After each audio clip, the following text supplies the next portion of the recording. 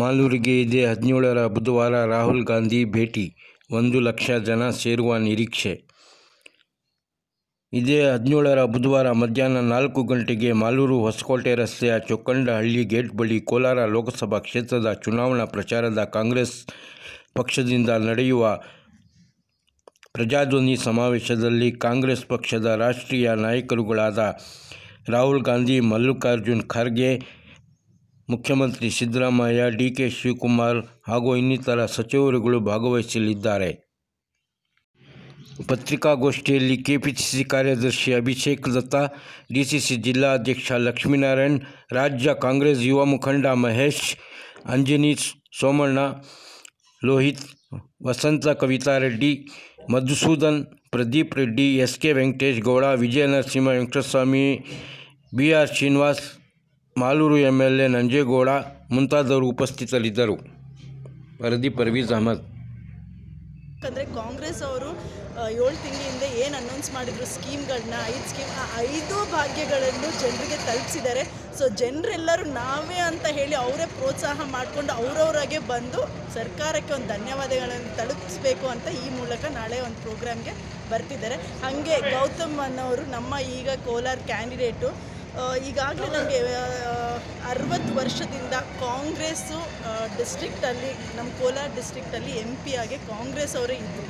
ಏನೋ ಹಂಗೂ ಹಿಂಗೂ ಇಂಟರ್ನಲ್ ಇದರಿಂದ 1-2 ಸತಿ ಬಿಟ್ಟು ಹೋಗಿದ್ದೆ. ಸೊ ಮತ್ತೆ ನಾವು ಕಾಂಗ್ರೆಸ್, ಇದೊಂದು ಕಾಂಗ್ರೆಸ್ ಬೆಲ್ಟ್ ಕೋಲಾರ ಅಂದರೆ ನಮ್ಮ ಕೆ.ಸಿ. ರೆಡ್ಡಿಯವರು ಪ್ರಥಮ ಮುಖ್ಯಮಂತ್ರಿ ಕಾಂಗ್ರೆಸ್ಸಿಂದಾಗಿ ಇಲ್ಲಿನವರೇ. ಸೊ ಮತ್ತೆ ಕಾಂಗ್ರೆಸ್ಗೆ ಓಟ್ ಹಾಕಬೇಕು, ಕಾಂಗ್ರೆಸ್ ಬಹಳಷ್ಟು ನಮಗೆ ಅನುಕೂಲಗಳನ್ನು ಮಾಡಿಕೊಟ್ಟಿದೆ ಅಂತ ಹೇಳಿ ಪ್ರತಿಯೊಬ್ಬರು ನಾಳೆ ಎಲ್ಲರೂ ಬಂದು ಇಲ್ಲಿ ಸೇರಿ ರಾಹುಲ್ ಗಾಂಧಿಯವರು ಮತ್ತು ಖರ್ಗೆ ಅವರು ಭಾಷಣವನ್ನು ಕೇಳಿ ಮುಂದೆ ನಮ್ಮ ಒಂದು ಮ್ಯಾನಿಫೆಸ್ಟೋ, ACC ಮ್ಯಾನಿಫೆಸ್ಟೋ ಏನಿದೆಯೋ ಅದರಲ್ಲಿ ಇನ್ನೂ ಏನು ಭರವಸೆಗಳನ್ನು ಕೊಡ್ತಾರೆ ಹೆಣ್ಮಕ್ಳಿಗೆ ಅಂತ ಹೇಳಿ ಎಲ್ಲರೂ ಮುಂದೆ ನಾಳೆ ಬರ್ತಿದ್ದಾರೆ.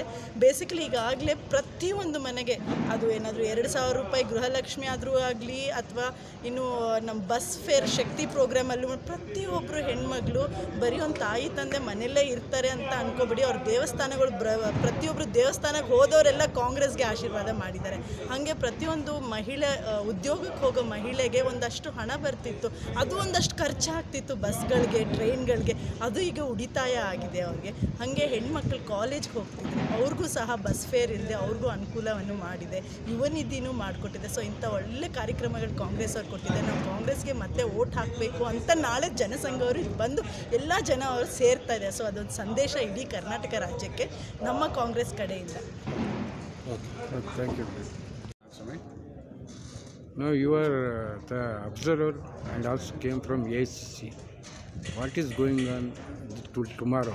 How is preparation going on? Honorable Congress President, along with Honorable former Congress President, our leader Rahul Gandhi ji, Chief Minister of Karnataka Siddaramaiah ji, Deputy Chief Minister, senior leaders of the Congress Party will be addressing a huge rally in Kolar Lok Sabha. I think the people in Karnataka have seen how Congress Party has helped them with the 5 guarantees we had promised. The way people are reacting, the way people are coming forward to support the party, it is very evident. In the upcoming Lok Sabha election, we'll win all 28 seats. So the Kolar constituency, 2 groups are split. By media, in our knowledge, then how can this manager? You are right. In Kolar, there are 2 groups. One group is JDS, one group is BJP. In Congress, there is only one group. You are right. There are news that there is a lot of infighting between JDS and BJP. That is their personal matter. As Congress Party, we are focusing on winning the election. We are focusing on reaching out to the maximum people. And you are absolutely right. We have noticed and we have seen there is a lot of fight between the 2 workers of JDS and BJP. I agree with you. There are 2 groups there. Okay, sir.